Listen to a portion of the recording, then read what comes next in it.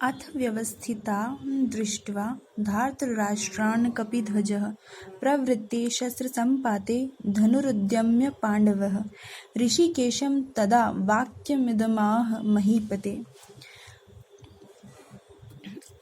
उस समय हनुमान से अंकित ध्वजा लगे रथ पर आसीन पांडुपुत्र अर्जुन अपना धनुष उठाकर तीर चलाने के लिए उद्यत हुआ।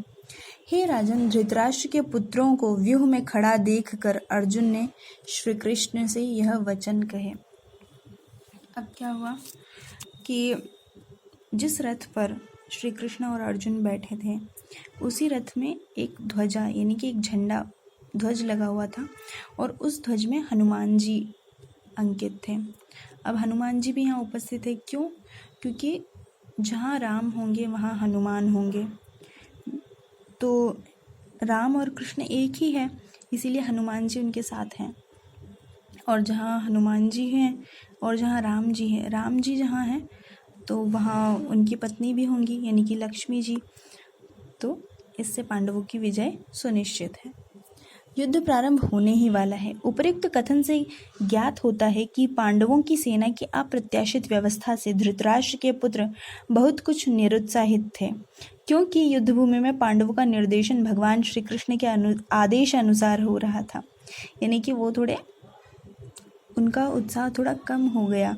उनकी इतनी अच्छी सेना की जो व्यवस्था थी, मतलब जो कौरवों की सेना थी उसकी तुलना में पांडवों की सेना बहुत कम थी, फिर भी उनकी इतनी अच्छी व्यवस्था थी सेना की कि उसे देखकर वो धृतराष्ट्र के पुत्र जो थे उनका उत्साह बहुत कम हो गया। क्योंकि एक तो उनका निर्देशन और कौन कर रहा था? भगवान श्री कृष्ण स्वयं कर रहे थे। अर्जुन की ध्वजा पर हनुमान का चिन्ह भी विजय का सूचक है, क्योंकि हनुमान ने राम तथा रावण युद्ध में राम की सहायता की थी, जिससे राम विजयी हुए थे। इस समय अर्जुन की सहायता के लिए उनके रथ पर राम तथा हनुमान दोनों उपस्थित हैं।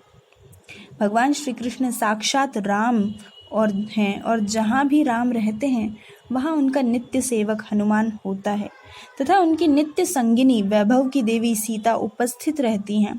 अतः अर्जुन के लिए किसी भी शत्रु से भय का कोई कारण नहीं था। इससे भी अधिक इंद्रियों के स्वामी भगवान श्री कृष्ण निर्देश देने के लिए साक्षात उपस्थित थे। इस प्रकार अर्जुन को युद्ध करने के मामले में सारा सत्परामर्श प्राप्त था, यानी कि उन्हें सारे अच्छे मार्गदर्शन मिल रहे थे।